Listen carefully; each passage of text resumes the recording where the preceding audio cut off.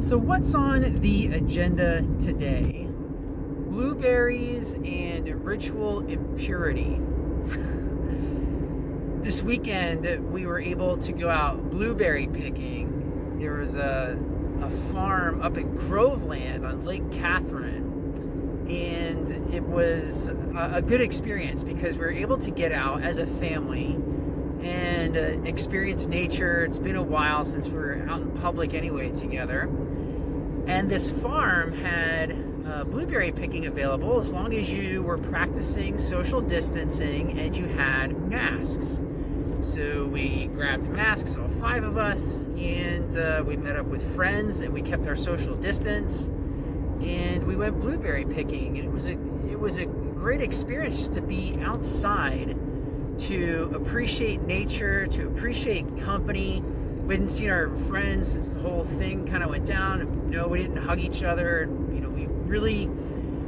really got a chance to just appreciate our company, our relationships, our love for one another, and to be outside.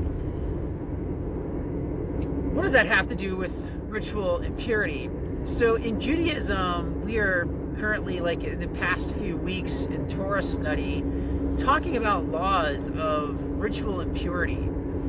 And when I was learning about it this weekend, kind of there are interesting laws of ritual impurity. And I'm not going to get into details about it, but I do want to share what the purpose of them is. The purpose of these rules about ritual impurity, it's not about if you're in a state of ritual impurity. It's not about if you made a mistake or not, if you did something intentional or not.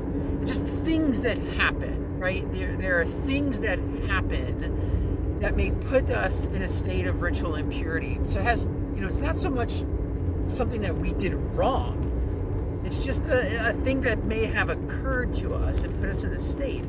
So what's the purpose of that state of ritual impurity?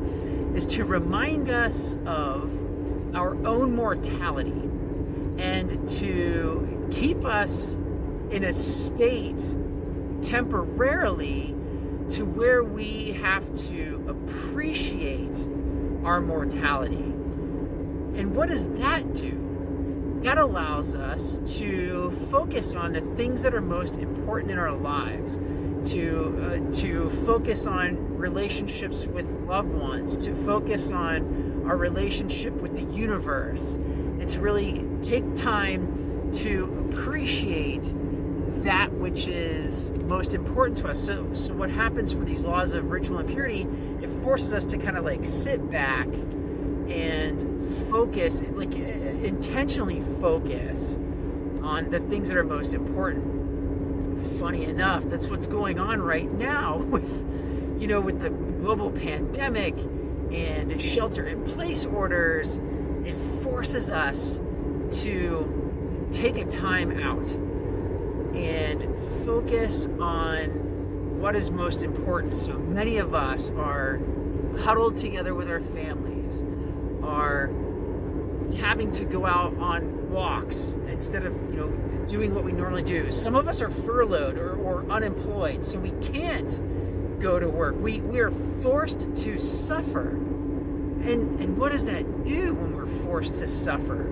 We really need to take an inventory on what is most important to us. When we suffer, we're talking about, all right, hunger, food is most important, or loneliness, family is most important, relationships are most important. And so when it comes to these laws of ritual impurity, we have to take time out, and we can't get back to this normal state until we've spent a certain amount of time or we have done a certain amount of things that refocus us to what is most important. And so that's what's going to keep us through this period of suffering, or this period of inconvenience, this period of reminding us of our own mortality. We are to appreciate what truly matters.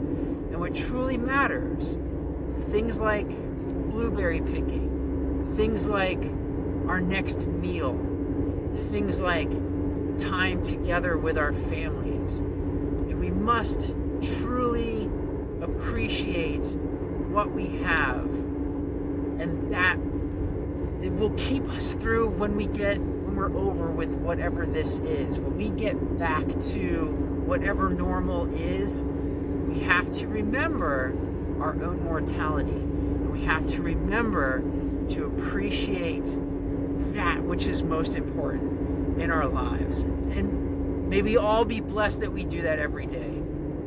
Be well. High five.